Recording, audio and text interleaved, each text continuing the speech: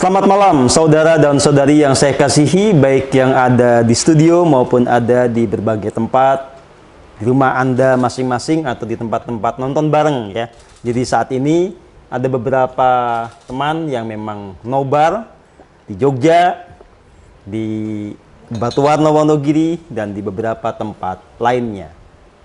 Kita akan lanjutkan acara kita, kursus pikiran-pikiran jenius dari para pendiri bangsa. Memulai sesi ini, ada beberapa pertanyaan yang perlu dijawab. Ya.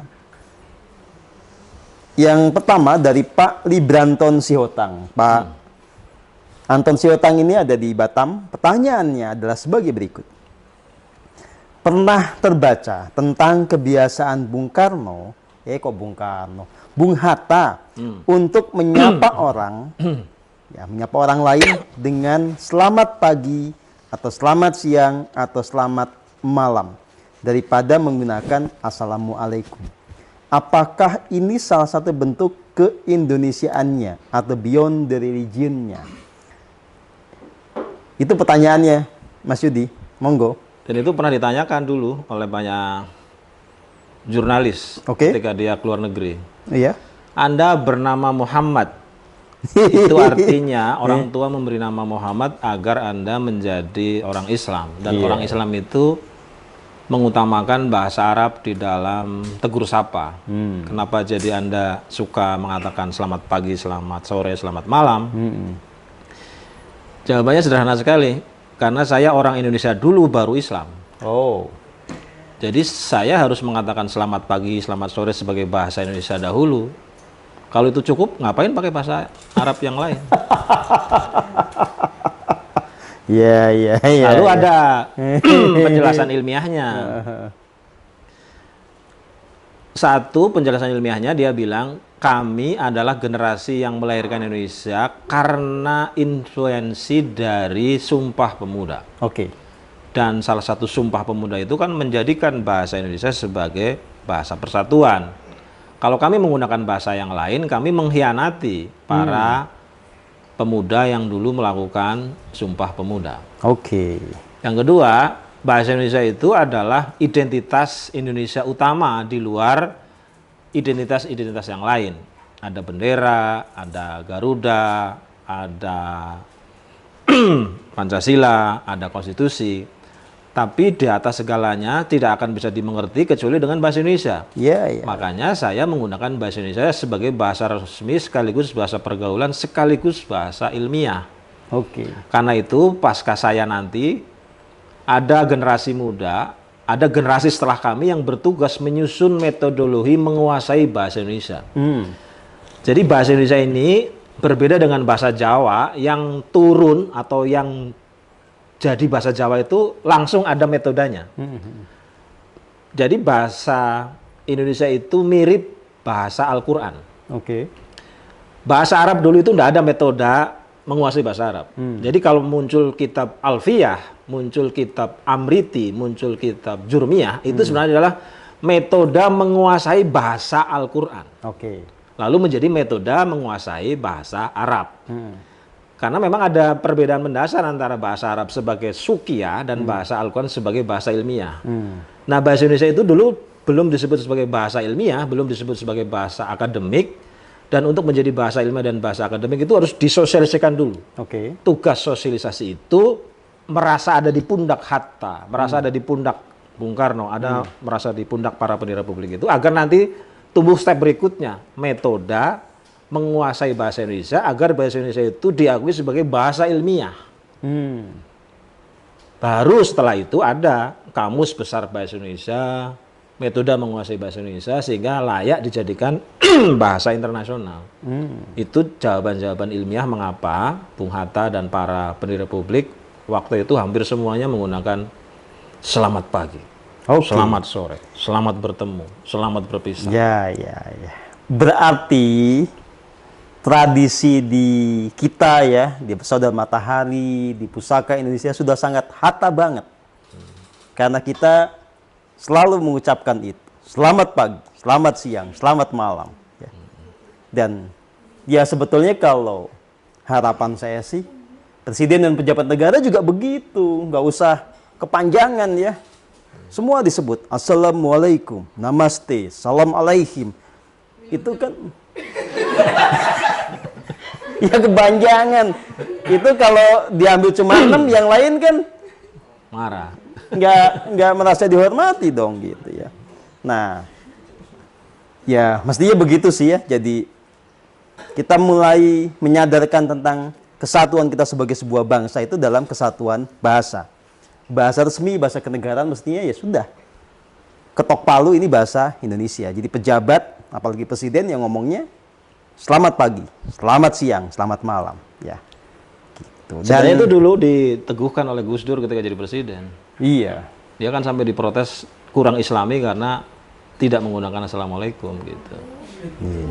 Tapi kalau keterangannya begini, ada satu riset mahasiswa saya melihat kecenderungan kenapa pejabat kita sekarang menumpuk-numpuk salam. Kenapa tuh? Yang positif katanya keinginan untuk bicara sebagai representasi Bhinneka. Oke. Yang negatif karena dia nggak punya hal-hal yang menarik untuk disampaikan.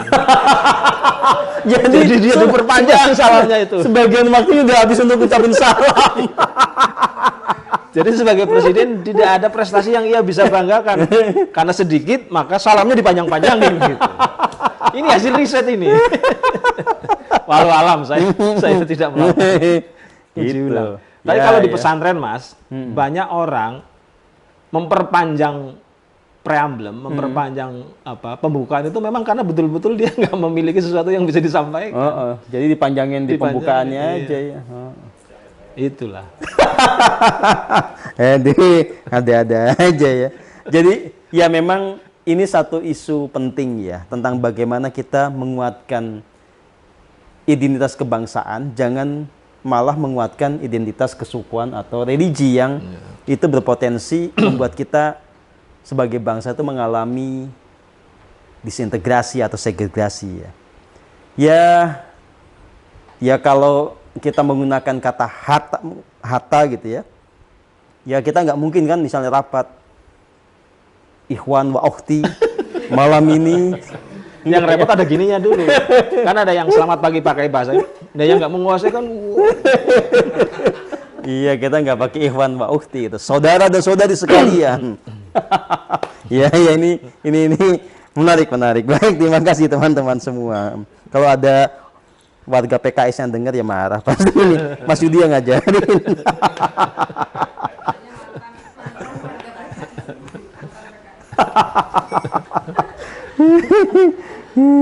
Baik, ini pertanyaan kedua dari Pak Pande Madeoka dari Bali.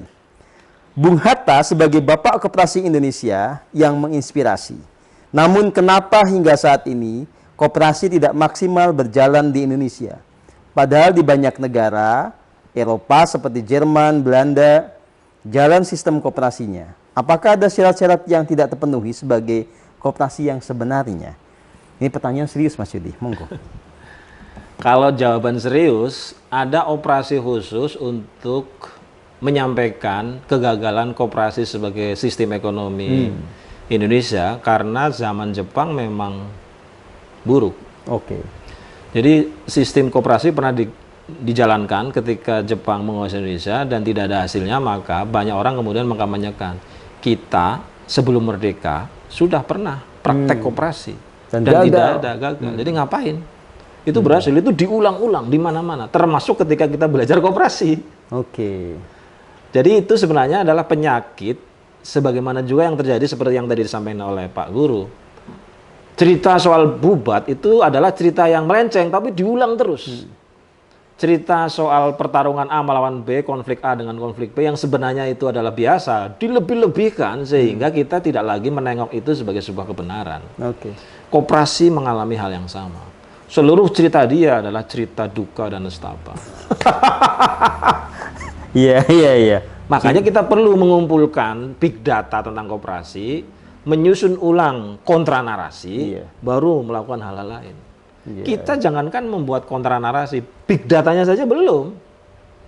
Boleh saja Anda dan saya mengklaim mempraktekkan kehidupan koperasi, tapi kan hanya klaim kita berdua.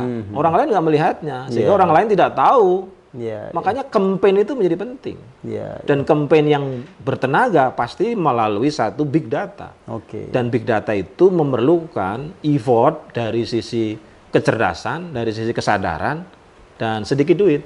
Ya, ya, ya. Kalau banyak nanti saya diprotes. Sedikit duit itu. Ya, Karena ya. kan pasti Ini- menyuruh orang untuk ngumpulin. Ide big data ini memang menjadi sangat penting ya. Ini jadi pekerjaan yang harus kita jalani ya. Ya. Oke. Ya, ya, ya. Lanjut Mas Yudi. Nah, pada saat yang sama, pasca Orde Lama, itu mereka berpikir bahwa koperasi itu harus ditangani oleh satu kementerian. Makanya kan ada Kementerian Koperasi. Oke, ya. Tapi Kementerian Koperasi ini, sebagaimana juga kementerian yang lain, seringkali diisi oleh mereka yang the wrong man on Wrong the right man place. on wrong place. Oke. Iya, banyak orang yang nggak ngerti koperasi jadi menteri koperasi, akhirnya bukan koperasi. Banyak orang yang bahkan mungkin prakteknya tidak pernah berkoperasi jadi pejabat koperasi, akhirnya ya nggak. Ya, kalau Menteri Koperasi yang sekarang kan dia ahli NGO kan? Ya pokoknya dia tidak punya rekam jejak koperasi itu aja. Dan menteri-menteri Iya, koperasi iya. yang lain juga begitu. Iya, iya, iya, iya. Walaupun itu penyakit kita semua. Di kementerian lain kan juga itu. Ada orang nggak ngerti teknologi jadi menteri teknologi. Iya, Ada orang nggak tahu pertahanan jadi menteri pertahanan. Itu memang luar biasa ruwet Indonesia ini. Iya, iya, iya.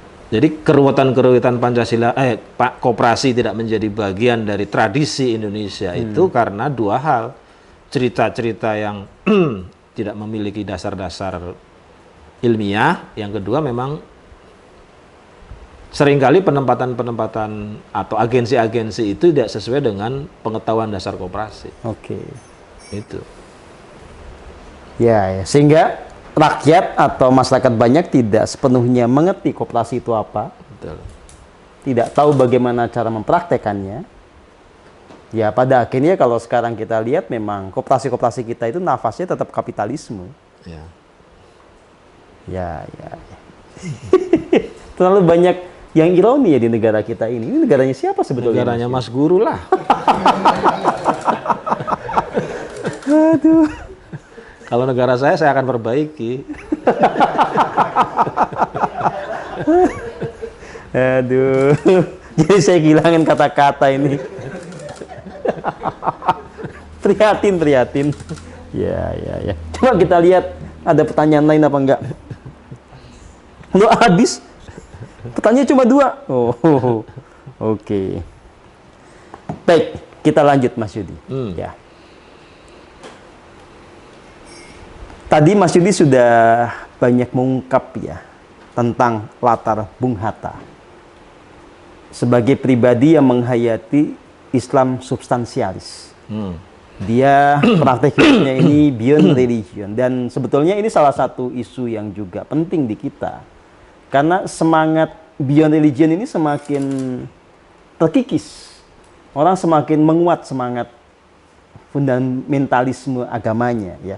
Atau bahkan sebagian politisi sebetulnya nggak fundamentalis, tapi narasi-narasi dia, tema-tema kampanye dia menjadi fundamentalis karena ada kepentingan dengan kelompok-kelompok pemilih yang religius gitu ya. Nah, berarti kan ini memang apa yang menjadi gagasan Bung Hatta, apa yang menjadi praktik hidup Bung Hatta menjadi sangat relevan untuk kita replikasi dan kita kampanyekan kembali. Nah, yang terbayang dalam strateginya Mas Yudi bagaimana ini? Sebelum ke situ saya mau cerita dulu ya. Kita itu kan mengenal 4 badan publik. Negara, agama, pasar, dan agama, negara, pasar, dan civil society. Oh, ini disebutnya badan publik. Badan publik. Oke. Jika negara lebih kuat dari agama, lebih kuat dari pasar, lebih kuat dari civil society, akan lahir apa yang disebut dengan negara neo-otoritarian. Oke. Jika agama lebih kuat dari negara, lebih kuat dari pasar, lebih kuat dari civil society, itu akan melahirkan apa yang disebut dengan neo-tribalism, neo-fundamentalism. Kalau yang kuat adalah Agama. agama. Ya. Nah, Yang pertama neo-authoritarianism, yang kedua adalah Neo-fundamentalism. neo-fundamentalism. Ya. Kalau pasarnya lebih kuat dari yang lain itu Kapitalism. namanya neo-kapitalis atau Atau neoliberalisme. neoliberalism. Kalau civil society lebih kuat dari yang lain itu disebut dengan neo-tribalism. Tribal. Nah, kenapa tribalisme atau kenapa fundamentalisme itu menjadi menguat atau menjadi rumah impian? Karena negaranya lemah. Atau tiga badan publik yang lain lemah. Iya. Jadi ketika kita berlindung kepada negara, negara tidak memberikan perlindungan, dia mencari tribus yang lain. Didapatilah tribus keagamaan. Kamu ikut FPI saja, nanti kami lindungi. Iya, iya, iya. Kamu ikut asosiasi Sunda Wiwitan saja. Sehingga kalau kamu nggak punya uang, kamu minta beras ke kami. Ada aktor-aktor tribus, ada aktor-aktor fundamentalis yang memberi perlindungan kepada pribadi yang sebenarnya dia memang seringkali menghadapi kendala. Oke. Mestinya kan negara, karena negara itu beyond tribus, beyond fundamentalis gitu. Tapi karena negaranya itu diatur oleh oligarki, sehingga dia lemah dalam pengertian perlindungan, maka orang mencari tribus-tribus, mencari perlindungan-perlindungan. Oh. Itu makanya konsep Pancasila itu sebenarnya adalah konsep kesetimbangan antara empat badan publik itu. Iya, iya. Jadi kalau tiba-tiba sekarang orang sering mengucapkan Assalamualaikum dalam konteks Islam, maka disebut sebagai populisme Islam, itu pasti ada yang salah dalam kita mengelola negara, sehingga orang tidak bangga mengatakan selamat pagi. Tidak bangga mengatakan produk Indonesia, tidak bangga dengan spiritualisme Indonesia. Iya. Karena negara tidak mengkampanyekan itu, tidak membangun narasinya, tidak punya big datanya. Biarkan saja sudah, biar ribut gitu kira-kira. Jadi ada soal-soal sosiologis yang ini laten dan tidak menjadi concern ilmuwan, tidak menjadi concern konglomerasi, tidak menjadi concern dukun, tidak jadi concern ilmuwan gitu. Tapi itu terjadi luar biasa.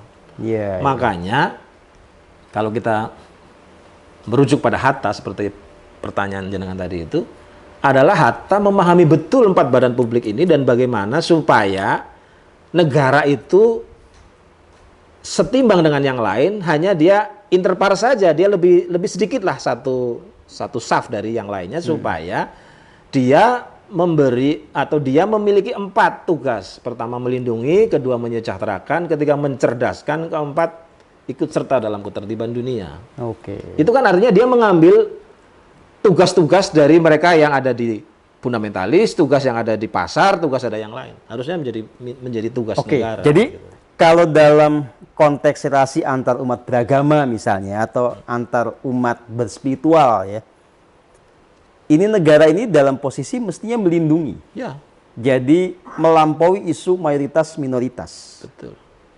Oke. Dan Termasuk orang yang tidak beragama juga harus iya, dilindungi. harusnya begitu.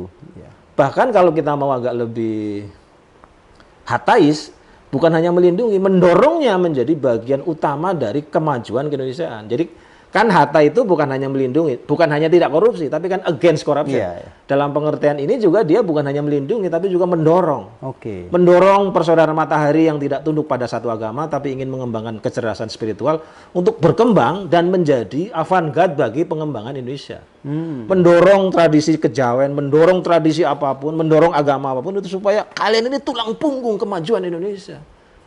Bukan hanya kalau dilindungi itu pasif. Iya. Jadi negara harus menjadi, kalau dalam bahasanya Supomo, negara progresif, negara integrat. Jadi negara kekeluargaan baru negara progresif. Oke. Negara kekeluargaan itu melindungi. Tugas ayah, tugas mama, melindungi anak-anaknya. Tapi tidak cukup. Dia harus mendorong, mensubsidi kalau bahasa ekonomi itu. Oke. Kamu anggotanya sedikit, biar banyak, ini duit. Biar pinter, ini duit. Biar tercerahkan, ini duit. Biar sekolah, ini duit. Harusnya negara begitu. Jadi negara mestinya betul-betul mendorong, mendukung kelompok-kelompok yang tanda kutip kecil tetapi potensial revolusioner untuk bergerak maju ya. Ya, harusnya begitu. Kalau dia memahami pikiran Hatta. Kalau dia memahami pikirannya Firaun lain lagi. Firaun yang mana dulu? Aku nggak tahu, pokoknya kalau bukan Hatta ya begitu. Karena saya ini pengagum The Great Pharaoh. Kalau saya anak turunannya. Iya. Idenya Hatta keren sekali ya, sangat maju ya. Jadi kalau kita lihat pejabat sekarang ini terbelakang sekali kalau dibandingkan Hatta ya. Makanya ya sekolah kayak gini menjadi sangat penting, sangat relevan karena kita butuh orang-orang di masa kini dan masa depan yang kembali kepada kemajuan dalam berpikir. Ya. Iya.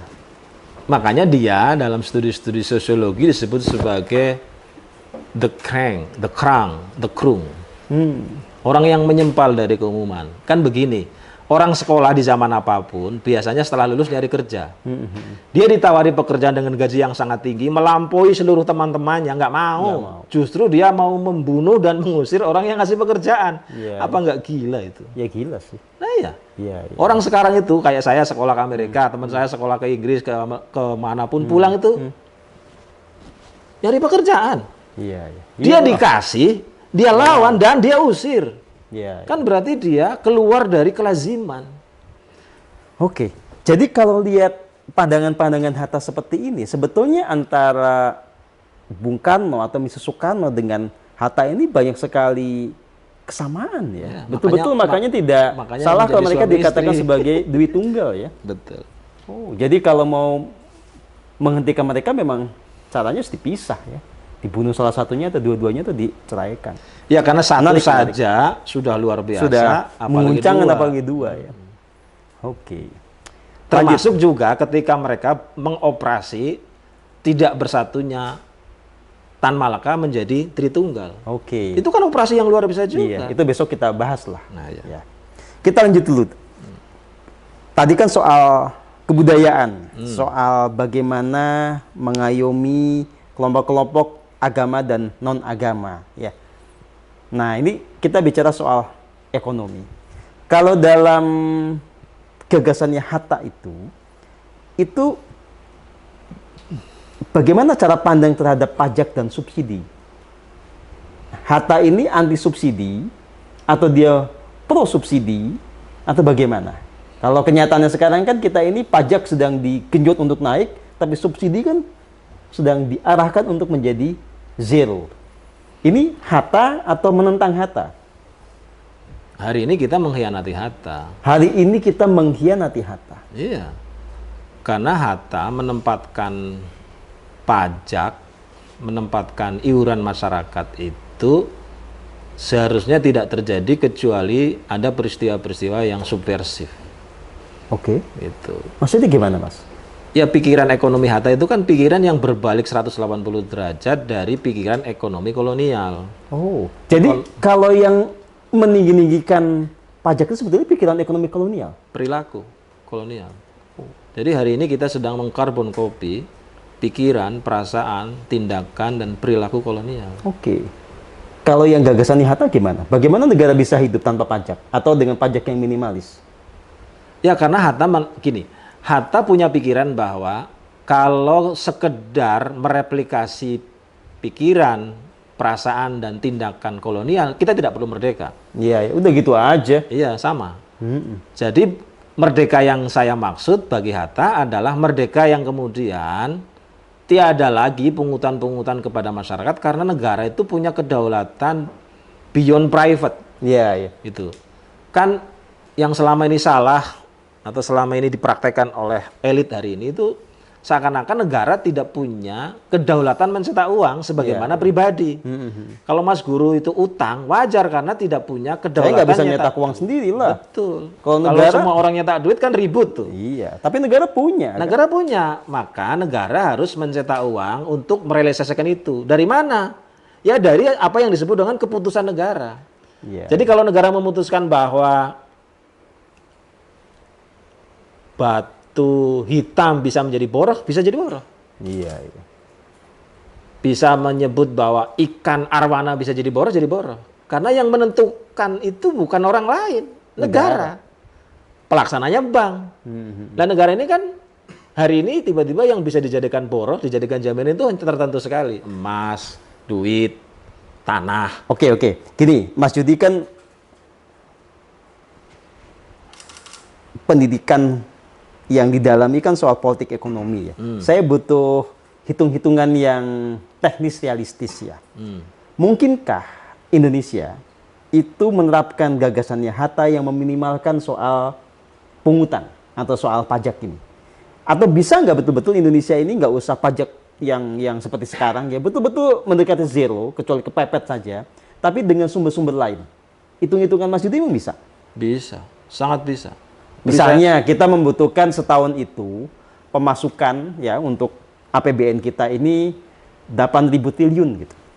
Emang bisa kalau tanpa pajak? Bisa. Kalau mau bukti, berikan saya kekuasaan presiden 2 minggu. Ya. Kalau cuma siapa ya yang mau nyewain jabatan presiden 2 minggu aja untuk membuktikan ini Mas Yudi? Pak Jokowi mau nggak ya? Kan dia disayangi Mas Yudi ya. Kalau Pak cuma 2 minggu aja gini Pak. Mas, kalau cuma teori kan sudah saya tulis, Iya. disertasi, di tesis, di buku-buku, di artikel. Tapi butuh gitu. praktek ya. Iya. Karena secara teoritik negara itu punya daulat rekapitalisasi. Oke. Rekapitalisasi itu artinya banyak sekali boroh-boroh yang belum diakui sebagai alat jamin percetakan uang diresmikan saja. Misalnya kita itu punya rare earth, punya uranium. Buat aja negara memutuskan uranium bisa menjadi sumber daya alam kolateral. Nggak usah digali, Iya. pakai teknik dihitung, tetap di situ, dikeluarkan suratnya, taruh di BI, BI cetak duit. Iya. Yang penting ada proyek yang harus dikerjakan supaya tidak terjadi inflasi. Kita banyak sekali barang-barang yang bisa dijadikan kolateral. Jadi kalau pemimpin negara hanya mikirin income dari pajak sama dari utang itu nggak kreatif sama sekali ya? Itu kayak Dia orang nggak pernah mengkhianati sekolah ya? harta. Mengkhianati harta. Kalau cuma nggak ngerti, kita maafkan. Tapi kalau mengkhianati harta sebetulnya susah dimaafin. Kita masukin ke got. Ya nggak usah dimasukin, itu masuk sendiri. Jadi mestinya negara ini mensubsidi semua elemen yang ada di Indonesia untuk merasa bahwa mereka satu memiliki Indonesia, sense of belonging tinggi. Iya. Yang kedua tahu bahwa ternyata Indonesia itu berbeda sama sekali dengan kolonial. Yang ketiga, praktek pemberian subsidi itu adalah juga memastikan mereka tidak bayar pajak. Buat apa bayar pajak? Karena kita itu negara yang memiliki perintilan-perintilan yang di dunia itu sangat mahal. Di dunia ini ada nggak negara yang nggak bayar pajak? Maksudnya Banyak. negara yang tidak mengungut pajak di rakyatnya. Oh, kalau itu kan on off. Misalnya kayak Malaysia, tahun ini mereka nggak majakin rakyatnya. Jadi Anwar Ibrahim sedang mentadani hatta dong ya? Sedang menjadi Soekarno muda. Wow. Oke. Di Turki beberapa tahun yang lalu tidak ada pajak. Karena tadi seperti Hatta bilang, pajak atau apapun yang bersifat pungutan itu adalah kalau ada peristiwa-peristiwa yang luar biasa. Contohnya tiba-tiba tsunami dari Sabang sampai Merauke. Menghancurkan semuanya. Itu baru bisa ya masuk akal lah ya. Ya, aku barang lah iuran gitu. Atau tiba-tiba sumber-sumber ekonomi yang tadi dijadikan kolateral itu meletus. Gempa di mana-mana sehingga dihitung lagi udah susah nih. Ya sudahlah duit-duit yang ada kita kumpulin. Oke. Tapi tolong diingat ya, ini konteksnya negara karena negara bisa mencetak uang, bisa memiliki yang namanya kolateral berbasis sumber daya. Tapi kalau kayak pusaka Indonesia nggak bisa, kita harus iuran. Saya nggak bisa nyetak uang soalnya. Maka Jadi pilihannya jangan begini. gara-gara ini, wah saya tidak mau lagi dipajekin. Ini tidak sesuai dengan harta. Beda, saudara. Kita tetap iuran ya, karena kita bukan negara.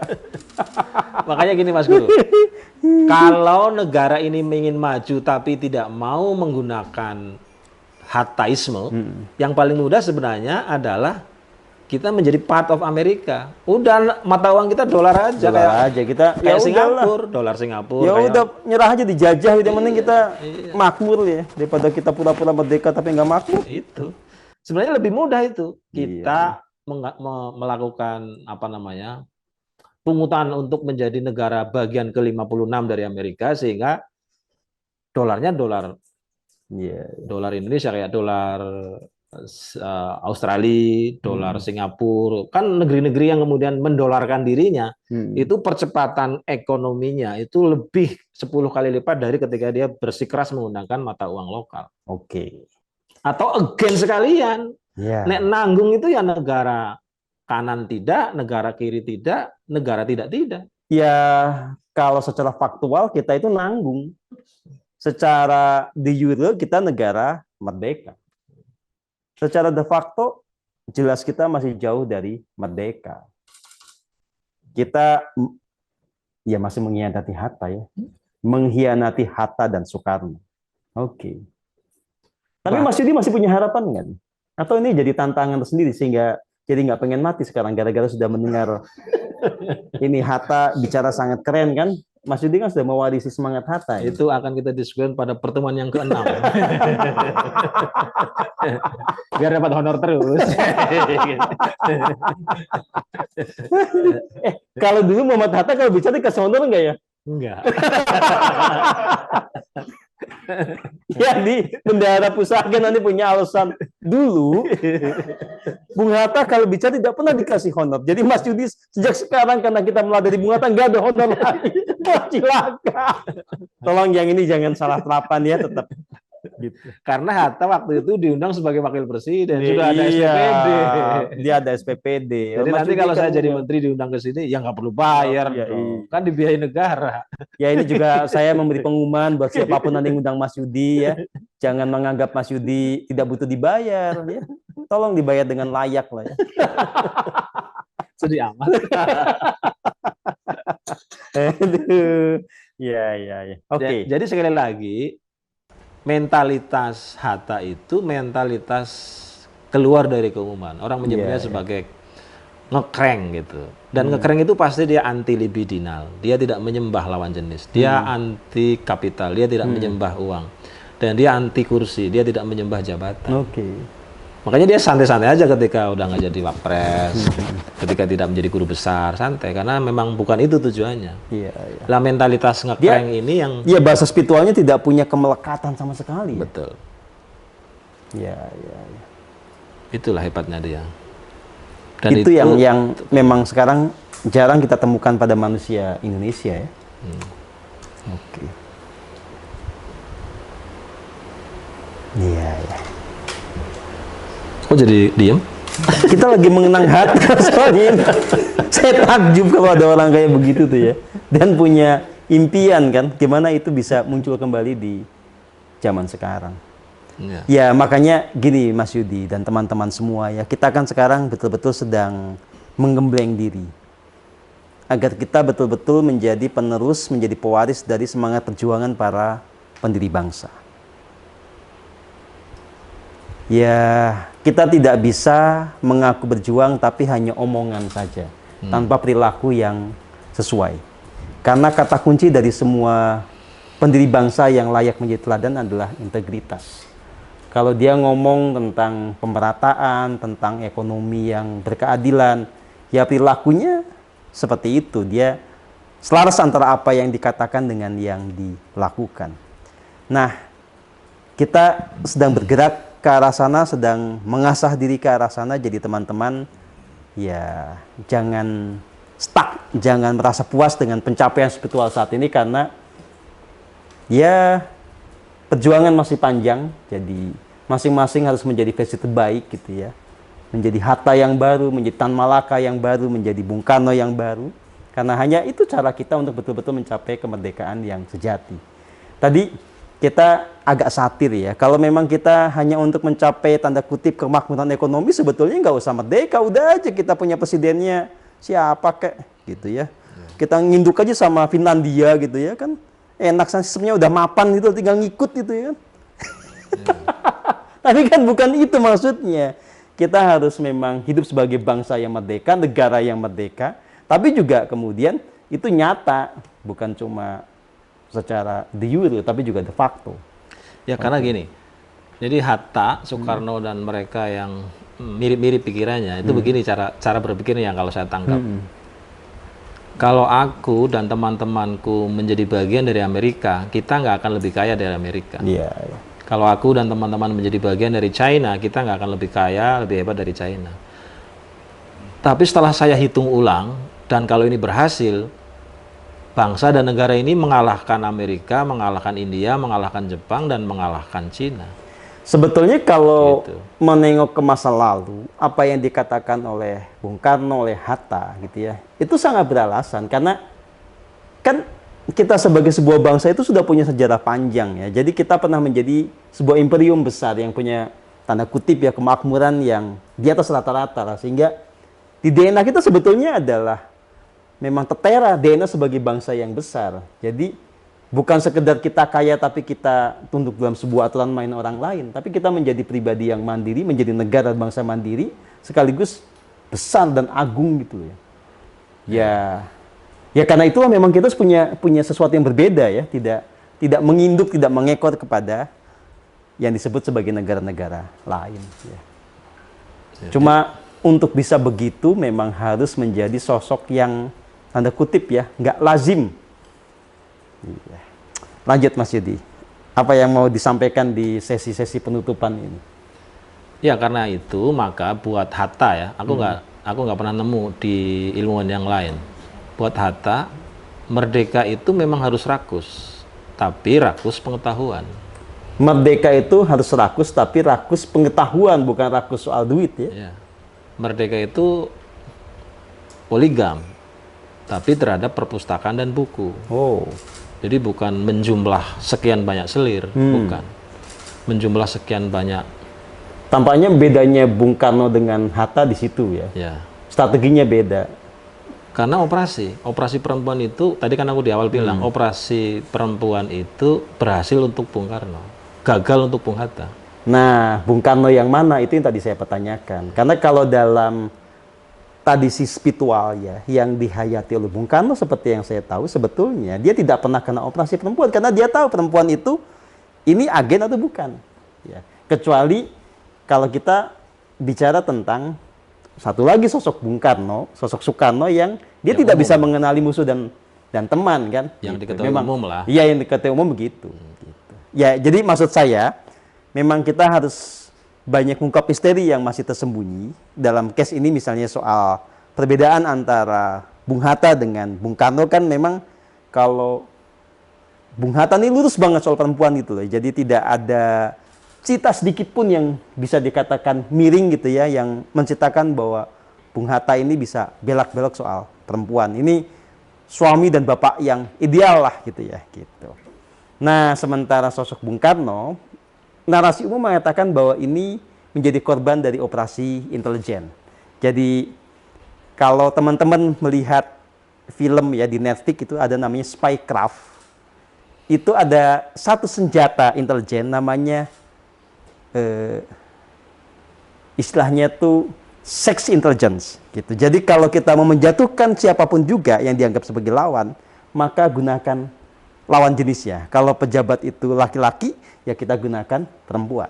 Perempuan ini menjadi weapon, menjadi senjata dari sebuah operasi intelijen. Dan dalam konteks ini yang dilihat secara umum oleh Mas Yudi, itu pernah berhasil pada sosok yang kita sebut sebagai Insinyur Soekarno. Ya.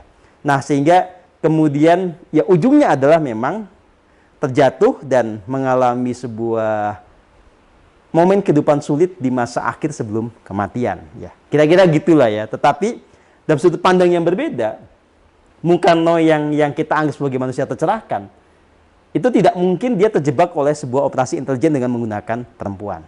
Jadi kalaupun kemudian dengan perempuan itu karena teori yang berbeda dengan yang dipakai oleh Hatta. Itu yang nanti akan kita diskusikan di teras depan Mas Yudi. Yang nyambung yang tadi sore soalnya ya. Ya, buat yang lain-lain nanti ini terlalu dewasa ya, nanti aja ya. Kita buat sesi khusus ya. Oke Mas Yudi, untuk penutup silakan Mas Yudi.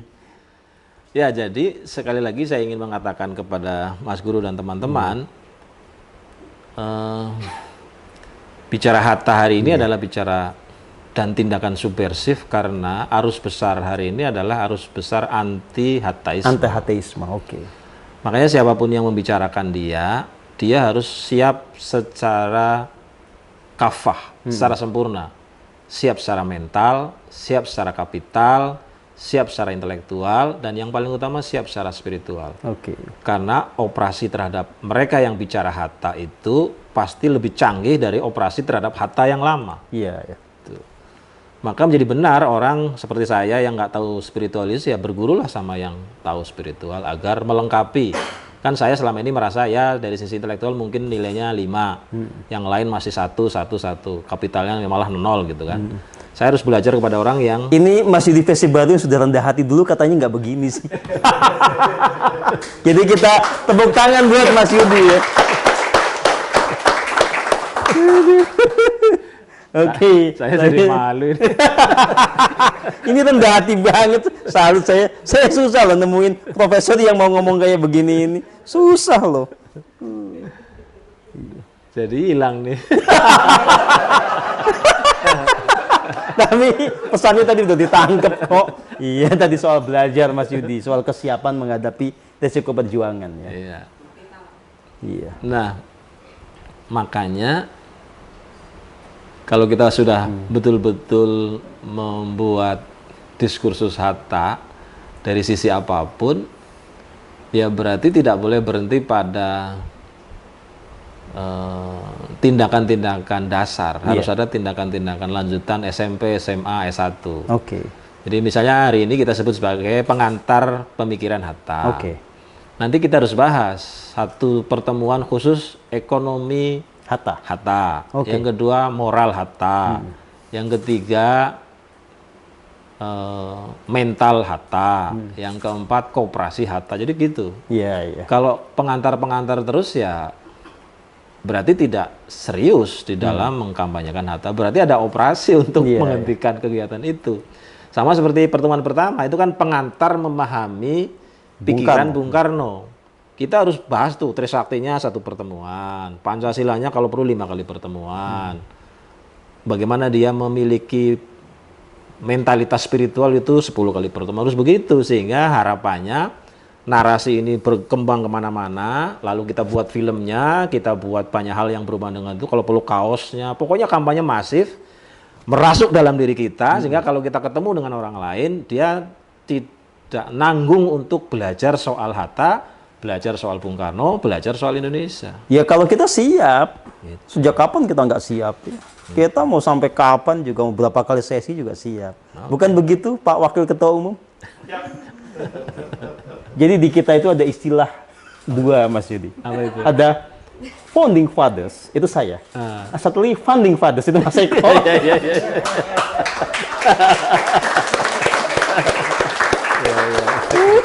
Luar biasa. Hidup funding. Ya. Jadi teman-teman semua, sekali lagi, apa yang kita kerjakan ini adalah sebuah rintisan yang sangat berharga. Dan kita tidak akan berhenti di sini, kita akan terus bergerak, kita harus revolusioner ya. Dan harus utuh ya. Jadi kursus ini kan memang didesain untuk 5 sesi saja. Kita akan bahas 5 tokoh besar, selain Bung Karno ada Bung Hatta. Selanjutnya kita akan bahas soal Syahrir, soal Tan Malaka dan Jenderal Sudirman ya. Tapi tentu saja kita tidak akan berhenti di situ. Masih banyak tokoh yang bisa kita gali atau kita dalami apa yang sudah kita bahas hari ini. Jadi di episode berikutnya bisa secara online, bisa secara offline, tapi kita bergerilya gitu ya di berbagai kota. Kita mendalami masing-masing pemikiran ini secara lebih serius ya. Dan kalau kita siap, tinggal kita atur sesuai dengan sumber daya kita, secara finansial maupun secara waktu, tapi kita tidak pernah berhenti dengan ide yang nanggung ya, karena kita punya visi besar. Ya, kalau di PM kita menyebutnya kita mau membangun Indonesia surgawi dan bumi surgawi. Jadi ini relevan semua, jadi ini pergerakan yang harus dan memang layak untuk kita kerjakan bersama. Jadi kita sama-sama komitmen untuk terus bergerak, berkarya, dan dengan seperti ini berarti sudah menegaskan bahwa Mas Yudi tidak pengen mati besok hari ya. Jadi karena sudah merencanakan sampai berapa itu puluh itu, jadi matinya masih lama ya. Jadi kita kasih tepuk tangan untuk semangat seperti ini. Baik teman-teman semua, terima kasih atas partisipasi Anda, baik Anda yang ada di sini maupun Anda yang ada di tempat masing-masing, di rumah atau di tempat nonton bareng. Buat para panitia, teman-teman tim teknis yang mensupport acara ini, teman-teman yang sudah berkontribusi urunan untuk keberlangsungan acara kita dan seterusnya ya. Jadi kita tidak usah patah semangat meskipun kita belum diayomi oleh negara. Kita bisa mengayomi diri sendiri. Ya. Mantap. Oke. Terima kasih banyak. Sampai jumpa. Salam Indonesia, salam Pancasila, salam Nusantara. Selamat malam semuanya. Terima kasih Mas Terima Yudi. kasih. Terima kasih.